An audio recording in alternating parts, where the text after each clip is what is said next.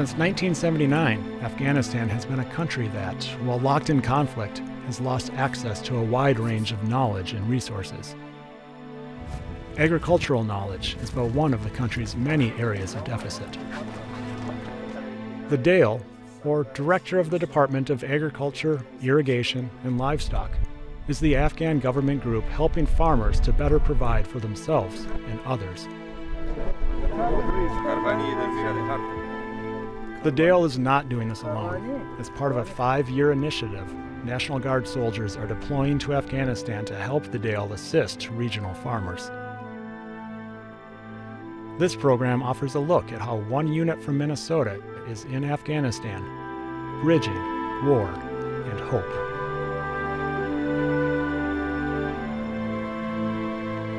Funding has been provided by the CHS Foundation, the major giving entity of CHS Incorporated, a diversified energy, grains, and foods company owned by farmers, ranchers, and co-ops across the United States.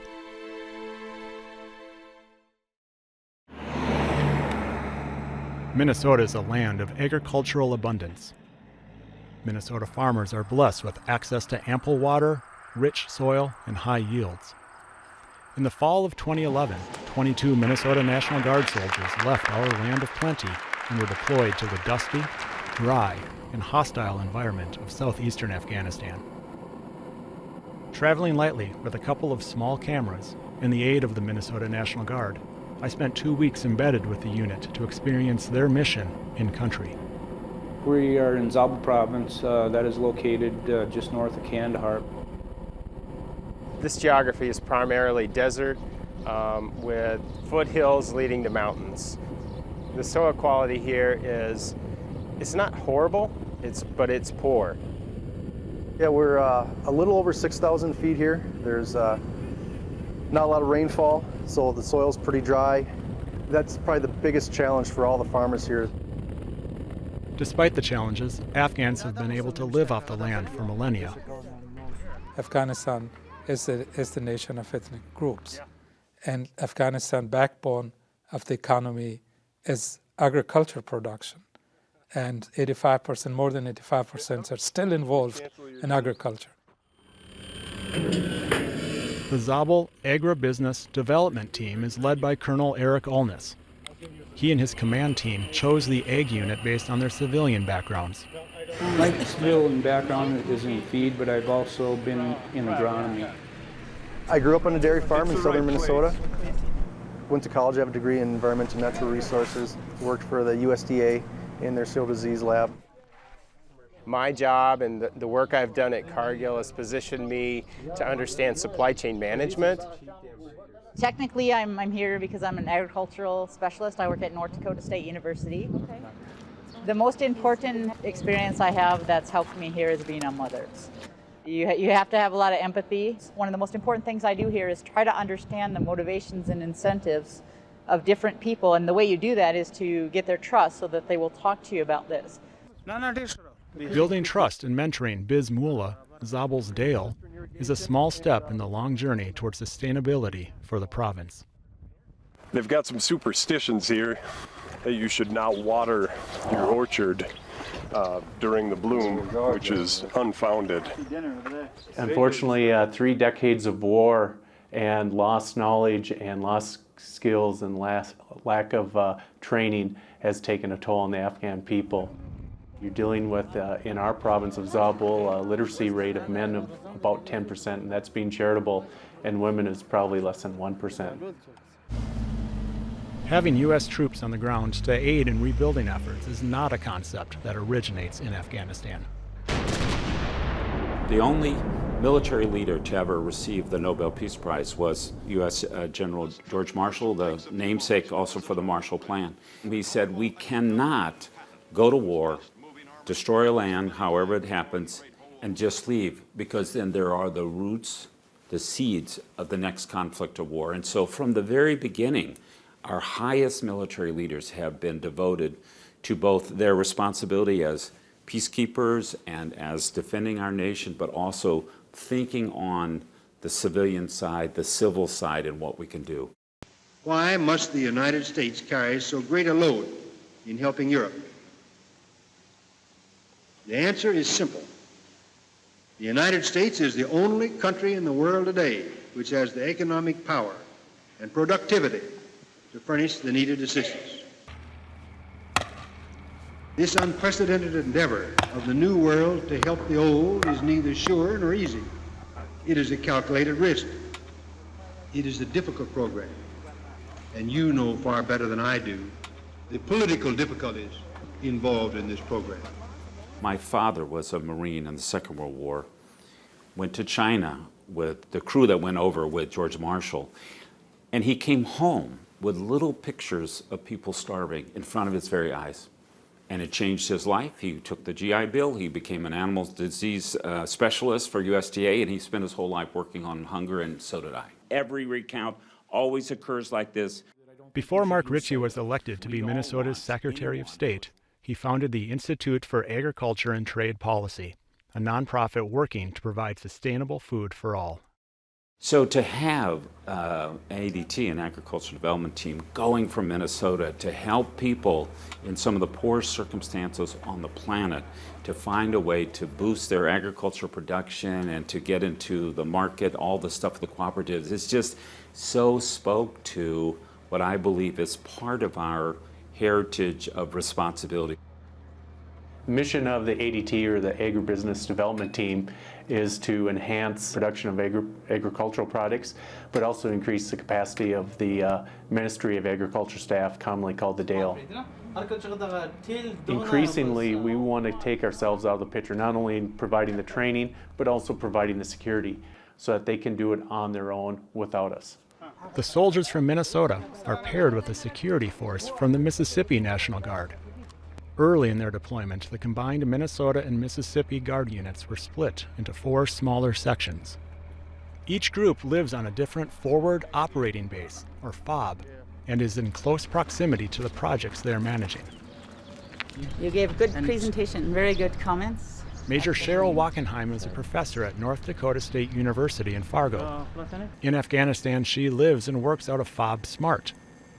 The base is located in Kalat, the capital city of Zabul Province. I'm located here essentially because I am the liaison with the DALE. There's not a lot of telecommunication, telephones don't work very well, there's language difficulties. So my job is essentially to walk over there 4 or 5 times a week and make sure everything's on the page, get taskers organized. It is incredibly important that we have somebody or somebodies here to have that face-to-face interaction, because so much of Afghan culture is based on relationships. The relationship Wackenheim and the ADT has with Bismillah isn't completely unique.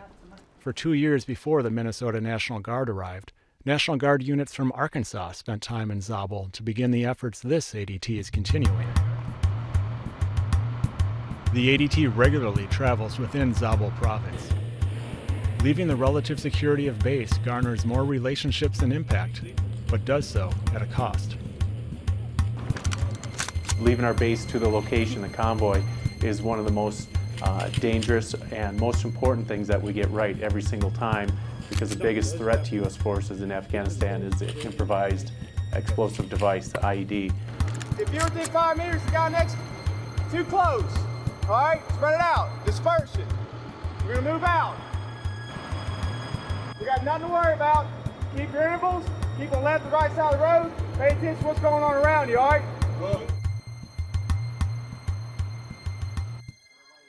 After a short walk to Bismullah's compound, the unit meets to set up future plans. We were doing introductions, our command team was doing a check-in to see about progress, and then we were planning a couple future events for this week in which we're going to go out to different provinces during the course of the weekend. Need to cut this short? We need to go, sir. Okay. I got one coming from over the inside of the school. Sounds like it's out in the bazaar about 300 meters away. I got another firefight kicking up over here with IED blast going off about 2 clicks to the east. LT! Scope! We were interrupted. Our security element was conducting security around the building, both inside and outside. Both visually observed and received reports of small arms fire and possibly IED activity on either side of the compound. Security is the first and foremost activity we plan for activity we rehearse in training, and activity we execute on mission. Nothing takes precedence over security. It was an important meeting, and it's an important mission for our command to talk to him and have those types of meetings, but there was no hesitation with our security forces in ensuring our security. You know, we've been here for about 5.5 months, a lot of those during the winter months. The spring and summer months are traditionally the period in which the Taliban escalates their activity, moves back into Afghanistan from Pakistan. We anticipate these kind of events. It's part of doing business. It's part of our mission. The mission leads the agribusiness development team to and through Zabul's rural areas to assess the needs of the area farmers. These mounted and dismounted patrols allow Sergeant Brian McFadden and Captain Patrick Foley, based out of Fob Bullard near Shah Joy, to gather information focused at the village level. I like walking through their fields, but it's safer to at this point, being we're going to follow everyone else. This alfalfa here? What do they grow the alfalfa for?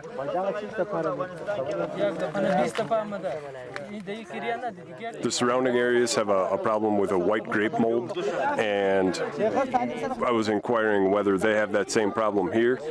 They do not, and they said that the surrounding villages probably have it because they watered at the wrong time, which actually is the correct analysis. It's a combination of moisture being trapped and then heat above that's growing the mold, and it actually ruins the crop. They're not dumb farmers, are they? No, they're not. You know, in the United States, individual farmers started getting advice from agronomists who would come in and apply some science. I think really in terms of productivity boost, that's what they almost need, is a specific village-to-village person who's educated, where they can analyze each village individually rather than looking at the district as a whole. We're just out here asking questions. The unit draws information provided them during their pre-deployment training. How to find elders, how to approach elders, and what to expect in villages are all lessons Ghaffar Lankenwall, a former agriculture minister in Afghanistan, taught them. Don't assume that you will be welcome right away, or you will be, because there will be some distance sometimes. To be successful in building relationships with them, you have to see that who is the right person to talk to. It's an oral society, and some farmers, they're talking with each other, and they're influenced by each other. They're telling stories.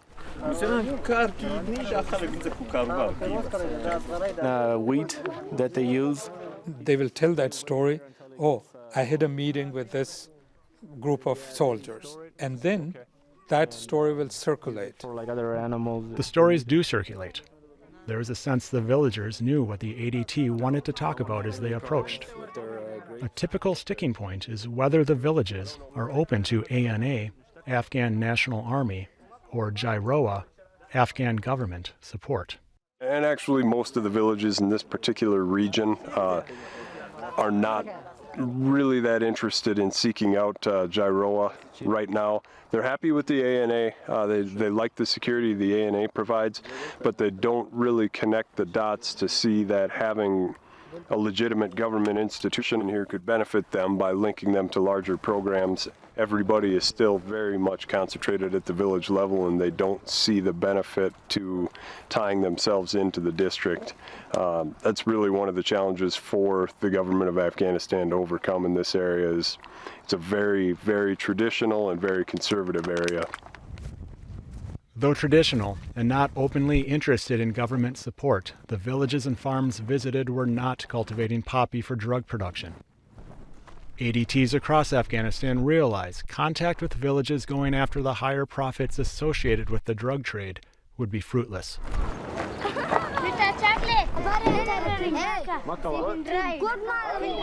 Village visits are synonymous with interactions with children.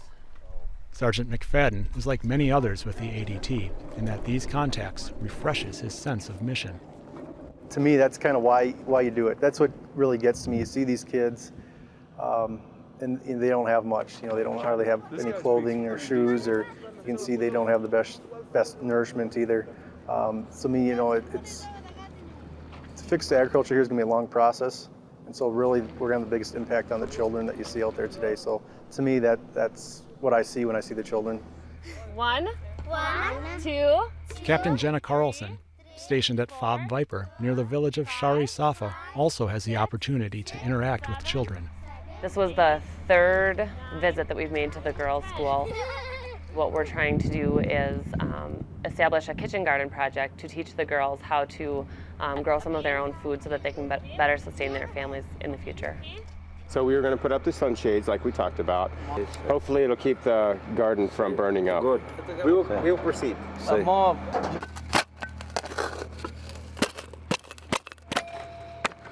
This is something that's very hands-on for us, so it's really, really rewarding. And you know, one of our biggest things is we want to teach the children so that as they grow up, they increase the potential for success in Afghanistan.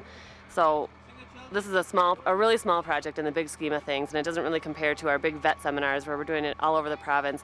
But this is our first chance to really make an impact with the children. What are these? What are these? Watermelon? We went out on our own to try and start kind of an FFA type program in Afghanistan, which we've heard success stories about in other regions of the country. So we went and we talked to the school directors and the education ministers, and everybody from that side of the house supports it.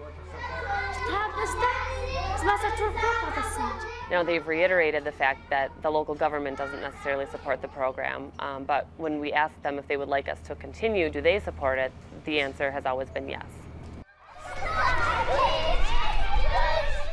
Being able to interact with the children has given me a very renewed sense of hope, and you know, you can do such small projects with children and get so much satisfaction out of so little that it makes it all worth it.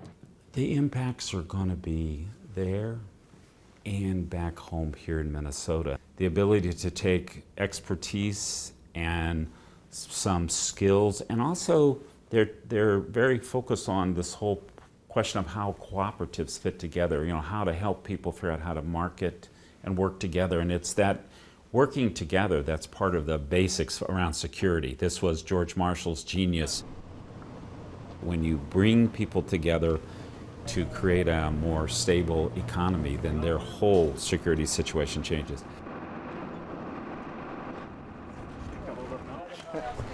One of the ADT's largest projects, a demonstration farm near Fob Bullard, is led by Sergeant McFadden.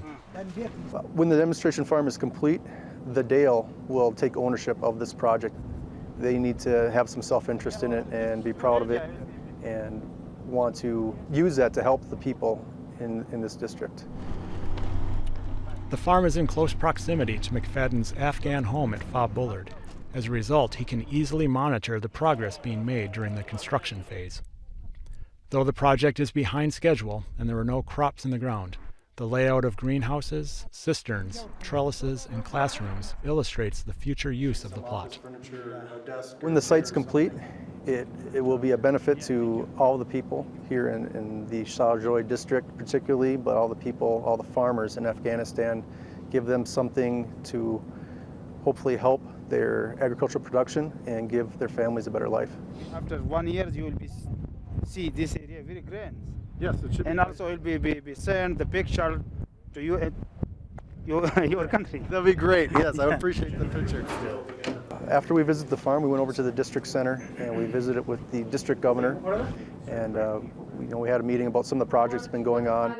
I see that Shahjoy is right, we say, on the cusp. It's almost there of being very successful. As my team started out here, they heard that a lot of times the villagers might be afraid to come to the district center or maybe to the farm because of security issues.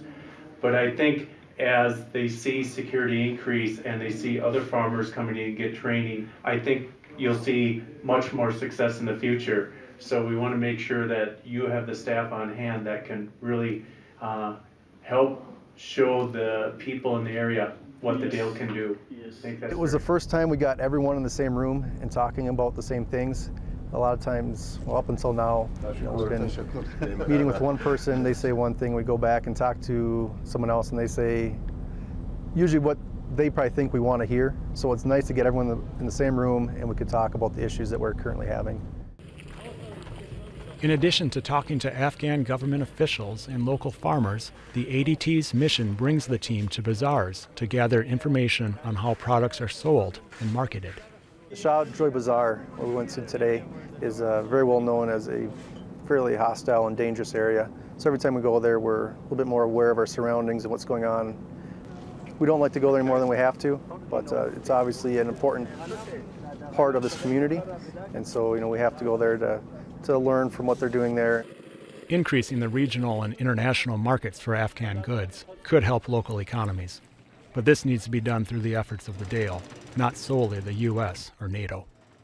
We need to be in the Afghan shoes. I mean, we can't take the U.S. model and put it here. We have to go according to what, their life and what they do. One of the questions I have when I meet with the DAIL is, what are your goals?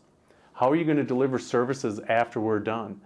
What's going to be the role of the demonstration farm? And he'll come back and say, well, what I want to do is I'll see that I'll have these, very important centers located throughout the province, and people can come into those. So in my mind, that locks in the critical importance of helping them develop the capacity to sustain those in the model that he wants.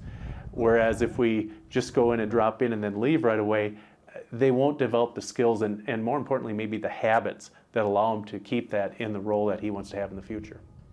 Zabul's farmers, marketers, and retailers are capable, and the ADT sees this.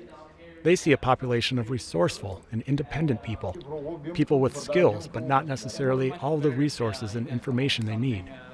Introducing a model of cooperatives may lead to future individual and market success. There's one solid cooperative in all of Zabul Province, and it happens to be here in Sergeant Hunter's working really, really hard on it. And because we've been working so hard with them and so closely with them, I think that if we can push this for another few months and really get it going, I think it is a sustainable project. The items that are purchased have to be things that your cooperative members need.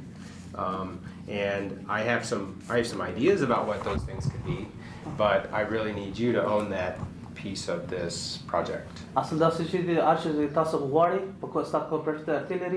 sale to your members would be at cost or just barely above cost.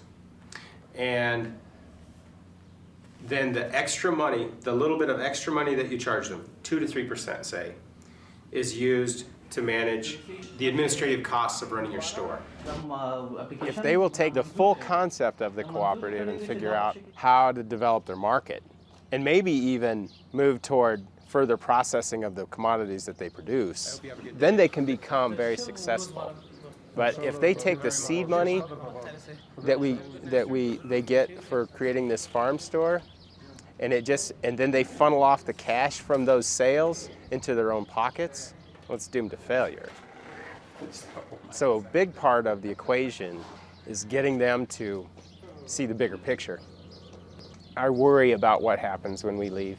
But when those 58 come home and their ability to talk about who they met, what they saw, how children are so much the same everywhere you go, also about the very difficult climate and very difficult conditions for agriculture, all the things that they learned, that their ability to share those. In all of those ways, we will have the blessing first of remembering that Minnesotans are a giving, generous people.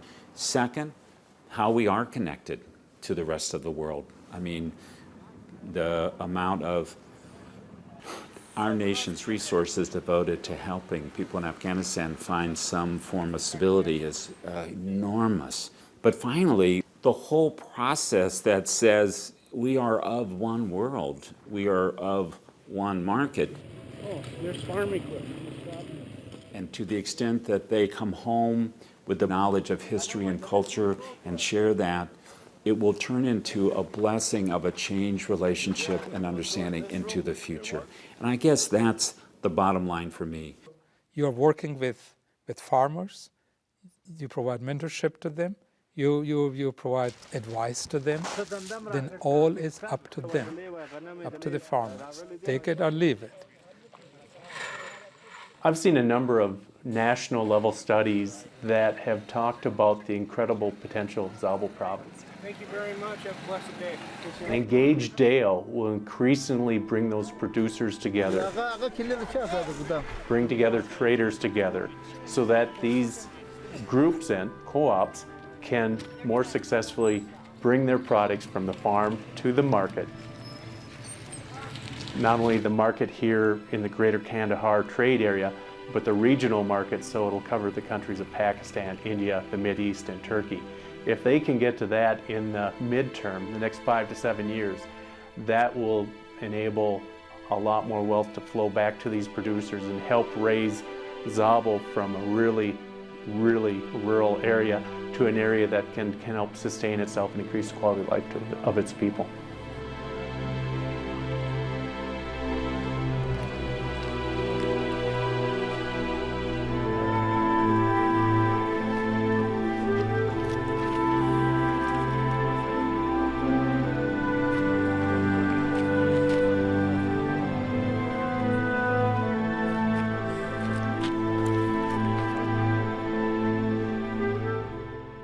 Funding has been provided by the CHS Foundation, the major giving entity of CHS Incorporated, a diversified energy, grains, and foods company owned by farmers, ranchers, and co-ops across the United States.